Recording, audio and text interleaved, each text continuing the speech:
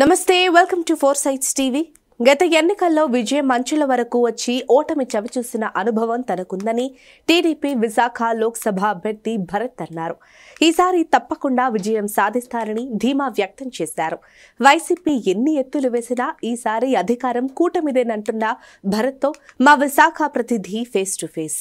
AP ఎన్నికలకు సంబంధించి ప్రచారం అయితే ముమ్మరంగా సాగుతున్న పరిస్థితి అయితే చూసుకోవచ్చు. అయితే విశాఖ సంబంధించినటువంటి ఎంపీ అభ్యర్థి మనతో పాటు ఉన్నారు. వారిని అడిగి మరిన్ని విషయాలు తెలుసుకునే ప్రయత్నం చేద్దాం. సార్ నమస్తే సార్, చెప్పండి, ప్రచారం ఏ విధంగా సాగుతుంది? బాగా జరుగుతుందండి, చాలా బాగా జరుగుతుంది.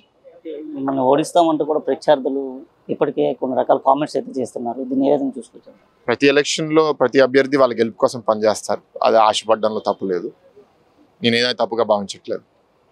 తాత నుంచి రాజకీయాలు కొలుకుపుచ్చుకు వచ్చినప్పటికీ కూడా రాజకీయంలో నిలదొక్కోలేని పరిస్థితి భరత్గా ఉందంటూ కూడా వ్యాఖ్యలు చేస్తున్న పరిస్థితి. దీని దట్స్ ఫైన్ అండి. ఇప్పుడు ఎప్పుడైనా సరే మనకి వ్యతిరేకంగా ఉన్న వాళ్ళు ఏదన్నా అంటారు. నేను నిలదొక్కుతానా లేదా అనేది జనాలు నిర్ణయిస్తారు. లాస్ట్ టైం దగ్గర దాకా వచ్చి ఓడిపోయాము. ఈసారి బలంగా మెజారిటీతో గెలుస్తామని నమ్ముతున్నాం. రాష్ట్ర ముఖ్యమంత్రి జగన్మోహన్ రెడ్డి వైనాట్ 175 అంటున్నారు. అసలు వాస్తవంగా వైనాట్ 175 అనేది కన్ఫర్మ్ అవుతుందంటారు? ఇదే దానికి జవాబు, అంతే. మన విశాఖ జిల్లాకు సంబంధించినటువంటి ప్రధాన సమస్యలు గత ఎంపీ ఇప్పటికి కూడా తీర్చలేని పరిస్థితి. ఎంపీ నిధులు ఏమయ్యేది అంతా కూడా పక్కదారి పట్టిందంటూ కూడా ఆరోపణలు వినిపిస్తున్నాయి. దీన్ని ఏ విధంగా చూసుకుంటున్నాను అంటే నేను సరిగ్గా ట్రాక్ చేయలేదు, కానీ ఇప్పుడు ఈస్ట్ నియోజకవర్గం ప్రచారంకి వెళ్ళినప్పుడు 7 నియోజకవర్గాలకు సంబంధించిన ఎంపీ ల్యాడ్ ఫండ్స్ ఒక్క ఈస్ట్ కాన్స్టిట్యున్సీలోనే 5 సంవత్సరాలకి సంబంధించిన పాయింట్స్ ఇక్కడే ఖర్చు పెడుతున్నట్టు అనిపిస్తుంది. అంటే మరి ఆయనకు ఓటేసింది 7 నియోజకవర్గాలు, మరి ఒక నియోజకవర్గంలో చేస్తే మరి మిగతా 6 నియోజకవర్గాలకి ఏమైంది? 6 నియోజకవర్గాలు వదిలేసిన నాయకులు రేపు ఈస్ట్ వదిలేరని గ్యారంటీ ఏంటి? ఎవరికన్నా కమిట్మెంట్ ఉంటే మీకు ఓటేసింది 2019లో, మీరు ఆ ఎంపీ ల్యాడ్స్ వాడాల్సింది పార్లమెంట్ కోసం.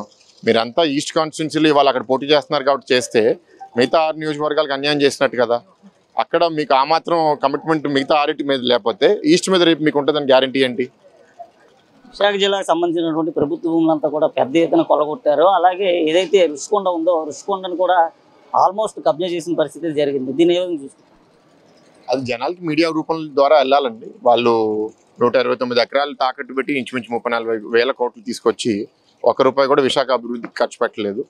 కానీ ఇంకోవైపు మాత్రం విశాఖ రాజధాని చేసాం, అభివృద్ధి చేసామని మాత్రం గొప్పలు చెప్పుకుంటారు. సో ఇది ప్రజలు గమనిస్తే సరిపోతుంది. కూటమిగా వెళ్తున్నటువంటి పార్టీలు కూటమితోనే కూలిపోతాయి అంటూ కూడా ప్రత్యర్థులు అయితే వ్యాఖ్యలు చేస్తున్న పరిస్థితి. దీన్ని ఏ విధంగా చూసుకుంటారు? భయపడేవాడు ఇట్లాంటివి ఎక్కువ మాడతాడు. నేను ధైర్యంగా ఉన్నాను కాబట్టి నా గురించి నేను మాడుకుంటాను. రైట్.